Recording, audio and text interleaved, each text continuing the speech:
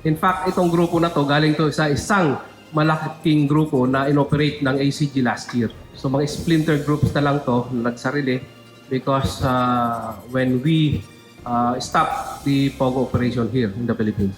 Napulaga ang mga empleyado ng umano'y scam hub sa isang condo unit sa Malate, Maynila nang salakay ng mga tauhan ng Philippine National Police Anti-Cybercrime Group kaninang madaling araw. Ayon kay PNP ACG Director, Police Brigadier General Bernard Zhang, nasa 39 ang mga naaresto kabilang ang 8 Chinese at isang Taiwan national. Modus operandi ng grupo ang manloko sa pamamagitan ng romance at investment fraud. Kung makikita nyo po yung aming mga arrested persons, karamihan doon babae. Sila yung nagsasagawa ng account and of course they're using international SIM and of course a local SIM card. So yung mga frontliner nila kumbaga ay mga babae.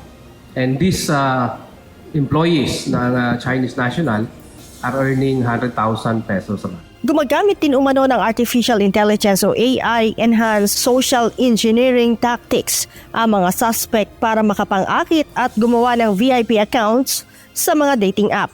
Oras na makuha ang tiwala at makuha ang personal na financial information ng mga biktima, hihikayatin ang mga ito na mag-invest sa cryptocurrency platform. Kung makikita natin doon sa mga na-preview na natin, mayroong isang biktima na nakapagpadala na ng 40,000 euro. So meaning from the European countries to. Meron naman isa nakapagpadala na ng more than $10,000. So makikita natin yung profile ng victims based doon sa pagpo-forensic natin ng mga computers and other cellular phones. Kitang-kita natin, no? We seized 9 laptop, more than 20 computer systems. Ayan, nakita nyo sa baba. And 200 cellular phones used for investment and romance scam.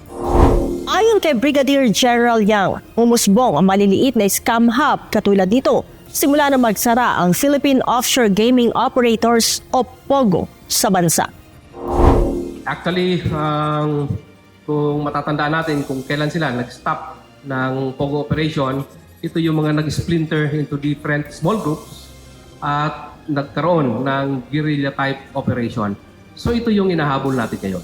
Maliban sa mga nahuli, aabot sa 267 na digital evidence ang nakuha ng mga pulis kasama na ang nasa 36 na computers at 200 mobile phones. Mahaharap ang mga naaresto sa kasong paglabag sa Securities Regulation Code, SIM Registration Act at Cybercrime Prevention Act of 2012. Paalala ng PNP ACG sa mga mahilig sa dating app, mag-ingat upang hindi mabiktima ng mga mapagsamantala. Nea Ilagan, UNTV, News and Rescue. Diyos ang aming sandigan, serbisyo publiko ang aming pinahahalagahan.